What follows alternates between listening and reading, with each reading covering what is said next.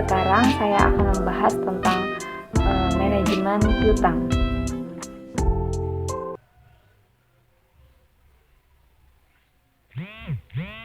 Pengertian manajemen piutang.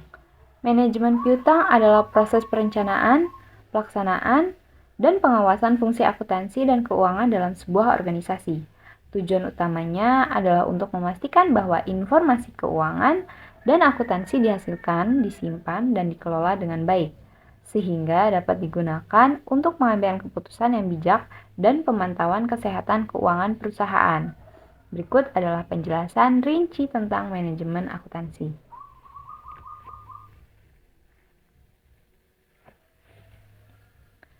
Tujuan manajemen piutang. Manajemen akuntansi memiliki tujuan dan fungsi yang krusial dalam sebuah organisasi. Berikut penjelasan lebih rinci mengenai tujuan dan fungsi manajemen akuntansi. Tujuan manajemen piutang. Pengambilan keputusan yang bijak. Tujuan utama manajemen akuntansi adalah menyediakan informasi yang diperlukan bagi para pemimpin organisasi untuk mengambil keputusan yang bijak. Informasi keuangan dan akuntansi membantu dalam memahami kinerja keuangan dan operasional perusahaan. Pemantauan kinerja. Tujuan lainnya adalah memungkinkan pemantauan kinerja perusahaan. Dengan informasi yang akurat, manajemen dapat membantu sejauh mana pencapaian target, mengidentifikasi penyimpangan, dan mengambil tindakan korektif jika diperlukan.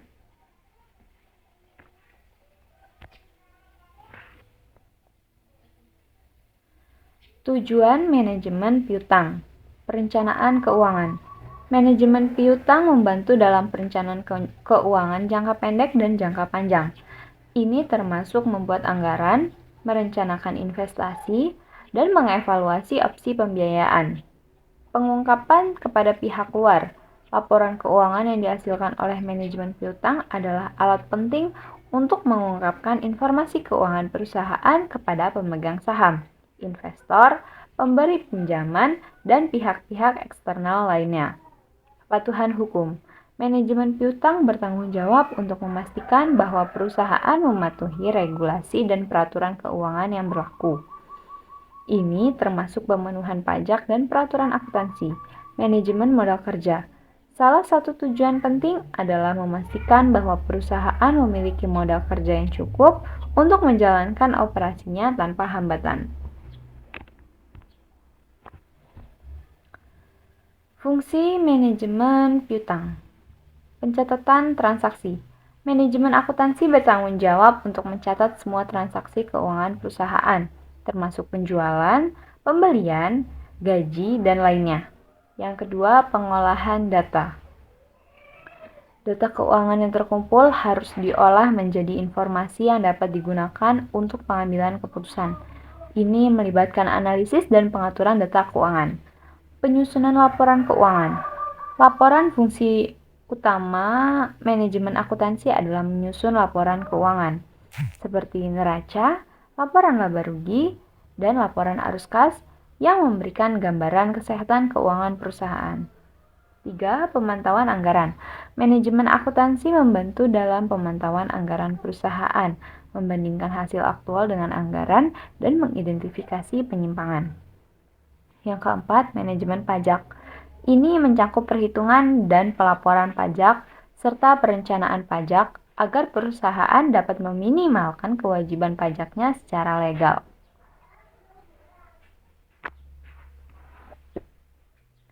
Perencanaan investasi. Manajemen akuntansi membantu dalam mengevaluasi proyek-proyek investasi baru dan mengidentifikasi proyek layak dari segi finansial. Audit. Manajemen akuntansi mendukung proses audit internal dan eksternal dengan memberikan akses ke data dan laporan yang diperlukan. Evaluasi kerja. Manajemen akuntansi juga digunakan untuk mengevaluasi kinerja staf akuntansi dan tim akuntansi, serta memberikan umpan balik untuk perbaikan. Manajemen utang. Ini melibatkan pengelolaan utang perusahaan, memutuskan opsi pembiayaan yang paling efisien, dan mengelola kewajiban keuangan.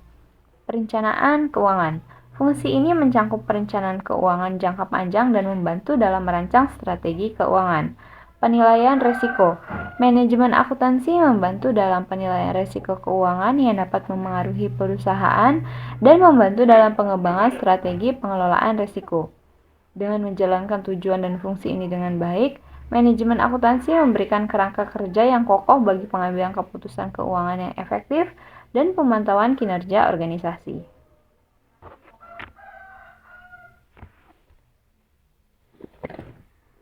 Tugas seorang manajemen keuangan. Yang pertama, melakukan analisis. Biaya analisis adalah pendekatan sistematis yang dipakai untuk memperkirakan apa yang sekitarnya dibutuhkan oleh perusahaan dalam suatu periode. Hal ini bisa bermanfaat untuk menentukan mana opsi yang memberikan pendekatan terbaik untuk mencapai manfaat dan bisa melakukan penghematan. Beberapa hal yang dianalisis dalam tugas ini diantaranya adalah proses transaksi, aktivitas perusahaan, dan persyaratan bisnis. Jadi, jika kita tarik garis besarnya, melakukan analisis biaya memiliki dua kegunaan yang bisa didapatkan oleh perusahaan. Adapun yang pertama adalah untuk menentukan apakah masuk akalnya keputusan, umumnya dalam bentuk investasi yang telah dibuat oleh perusahaan. Nantinya mereka akan memastikan apakah manfaat dari investasi tersebut akan lebih besar daripada biaya yang sudah dikeluarkan. Lalu yang kedua, kegiatan ini bisa memberikan gambaran dasar untuk membandingkan keputusan yang biasanya bersifat investasi. Cara ini dilakukan dengan membandingkan total biaya yang diharapkan dari setiap opsi dengan total manfaat yang diharapkan.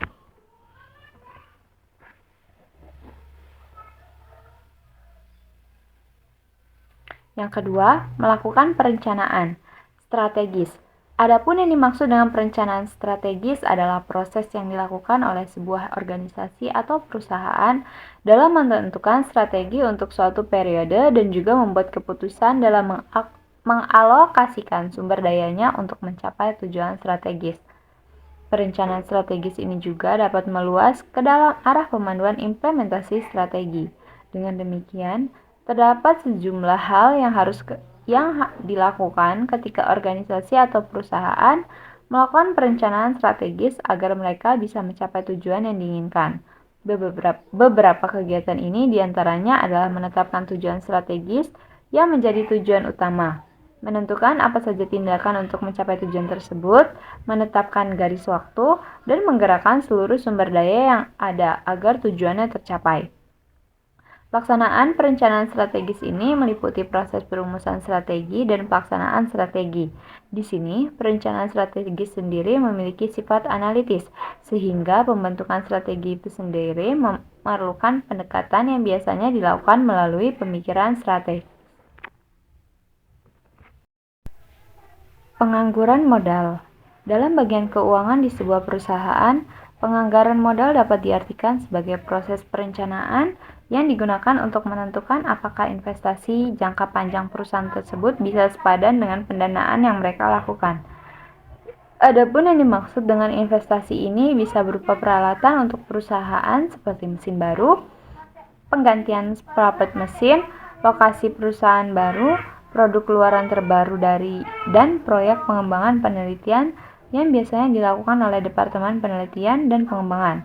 Dengan ini, mereka akan mempertimbangkan terkait utang, ekuitas, atau tabungan perusahaan bisa membuat mereka meraih keuntungan serta meningkatkan nilai perusahaan dengan melakukan investasi. Ini adalah proses pengalokasian sumber daya untuk modal utama atau investasi dan pengeluaran. Beberapa perusahaan menganggap kalau penganggaran modal justru tidak termasuk ke dalam aktivitas inti dalam sebuah perusahaan bisnis. Ini dikarenakan aktivitas ini bukan merupakan bagian dari model pendapatan pada sebagian besar jenis perusahaan atau sejumlah divisi dalam perusahaan.